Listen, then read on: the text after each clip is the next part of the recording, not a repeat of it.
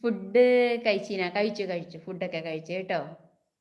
നിനക്ക് നിന്റെ വീട്ടില് നിന്റെ കാരണവന്മാര്, നിന്റെ സഹോദരങ്ങളൊക്കെ ഇല്ലേ? പിന്നെ ഒരുത്തിയെ കണ്ടെന്നും പറഞ്ഞോണ്ട് എടാ ഈ പെൺപിള്ളേരെയും ആൺപിള്ളേരെയും ഒന്നും വിശ്വസിക്കാൻ കൊള്ളത്തില്ല.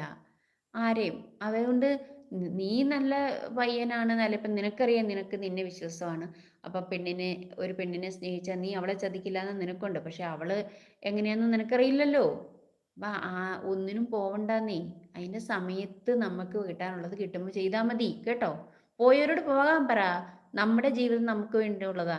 ദൈവം നമുക്ക് തന്ന ജീവിതം നല്ലതായിട്ട് നമ്മൾ ജീവിച്ചു തീർക്കുക കേട്ടോ. അതിൽ ഒരു പെണ്ണ് വന്നു പറഞ്ഞിട്ടുണ്ടായിരുന്നു നീ സൂസൈഡ് ചെയ്യുമ്പോൾ, എന്നിട്ട് അവൾക്ക് എന്നാ ജാതം? അവൾക്ക് എന്ത് പറ്റാനാ? നീ സൂസൈഡ് ചെയ്ത അവൾക്ക് എന്താ പ്രശ്നം? അവൾ വേറൊരുത്തൻ്റെ കൂടെ പോകും. നിനക്ക് നീയുടെ ജീവിക്കണ അവളുടെ മുന്നിൽ നീ അന്തസ്സായിട്ട് ജീവിച്ചു കാണിക്കുകയുണ്ട്. അല്ലാണ്ട് അവിടെ പോയി അവള് ഏതാണ്ട് കാണിച്ചെന്നും പറഞ്ഞുകൊണ്ട് നിനക്ക് നാണമില്ലേ ഇറക്ക? എന്തുവാ നീ പറയുന്നത്? ഏ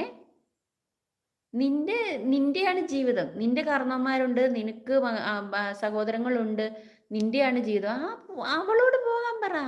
നിനക്ക് നാണമില്ലേടാ? ഇന്നത്തെ പിള്ളേർ അങ്ങനെ വല്ലതും ചിന്തിക്കുവോ? ഇങ്ങനെ നീ